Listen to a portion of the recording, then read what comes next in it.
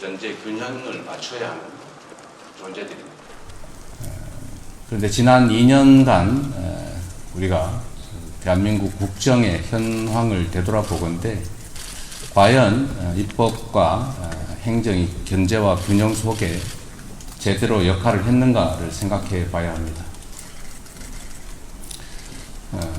국회는 사실상 타협 또는 협상을 명분으로 개점 휴업 상태였고 민생 법안을 포함해서 국회가 해야 될 일들이 실제로 제대로 신속하게 처리된 일이 없습니다.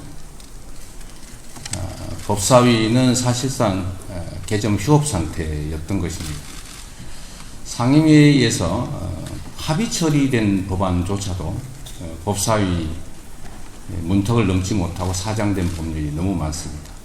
또 그것도 국회 선진화법에 따라서 정말로 1년이 가까운 긴 시간 동안 소위 패스트트랙 절차를 거쳐서 통과된 법률조차도 대통령에 의해서, 행정부에 의해서 일방적으로 거부됐습니다. 이게 과연 견제와 균형 속에 삼권이 분립된 공화국의 제대로 된 모습인지에 대해서는 정말로 우리 국민들께서도 우리 스스로도 명확하게 평가할 수 있을 것입니다. 국회는 일을 해야 합니다. 그리고 현재는 대통령 또는 정부 여당조차도 동의하지 않는 모든 법안을 거부하겠다 이렇게 선언을 하고 있습니다. 입법부의 존재 자체를 사실상 부정하고 있습니다. 입법부를 행정부에 예속시키겠다는 생각에 다름이 아니다라고 볼 수밖에 없습니다. 거부권이라고 하는 것이 대통령 또는 여당이 동의하지 못하면 무조건 행사될 수 있는 그런 권한이 아닙니다. 입법부와 행정부는 견제 균형을 맞춰야 하는 존재들입니다.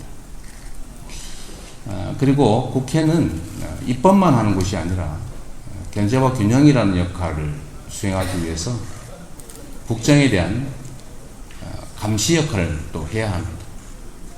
그런데 상임위가 사실상 열리지 않다 보니까 국회가 제대로 열리지 않다 보니까 국정감시라고 하는 역할도 제대로 할 수가 없게 됐습니다.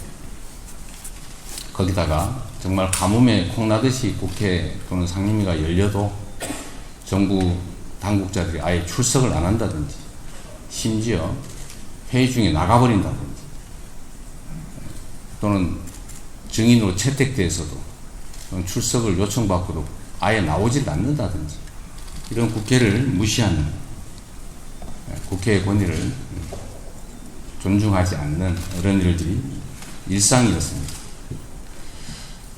이제는 국회가 제자리를 찾아야 합니다. 특히 행정 독주가 일상이 된 이런 상황에서는 국회의 역할이 그 어느 때보다도 중요하다고 생각이 됩니다.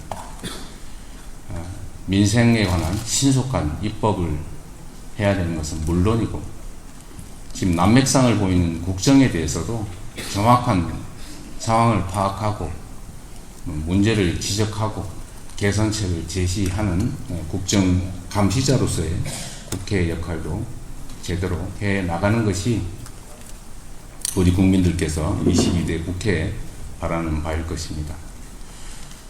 저희 직무 수행이 불가능하다고 판단된 국회의장 우원식 사퇴 촉구 결의안에 대해서 우리 의원님들께 보고 말씀드리겠습니다. 우리가 왜 이 사퇴 촉구 결의안을 내야 되는지 의원님들께서는 어제 몸소 경험하셨을 겁니다. 특히 의장실에 다선 의원님들끼리 모이셔서 우원식 의장이 보인 그런 행태에 대해서 우리는 분노하지 않을 수 없었습니다. 우리 추경호 대표님을 포함한 108명 모두의 의견을 당론으로서 모아서 이렇게 하려고 하는데 제가 주문을 읽어드리겠습니다.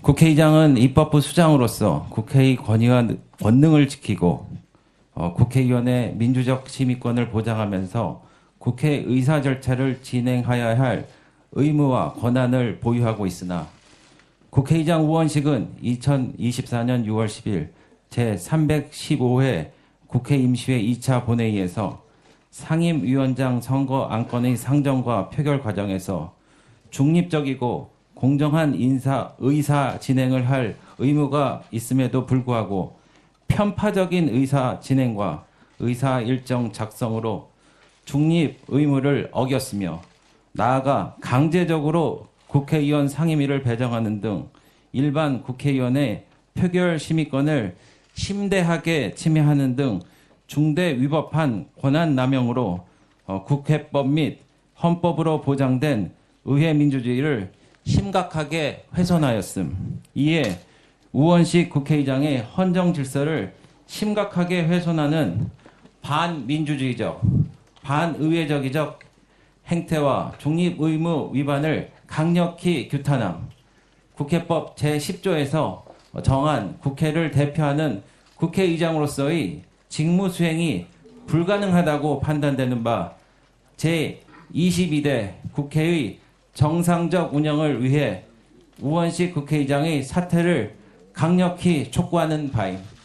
이것을 의원님 총의로 모아도 되겠습니까? 네, 감사합니다. 진행하겠습니다.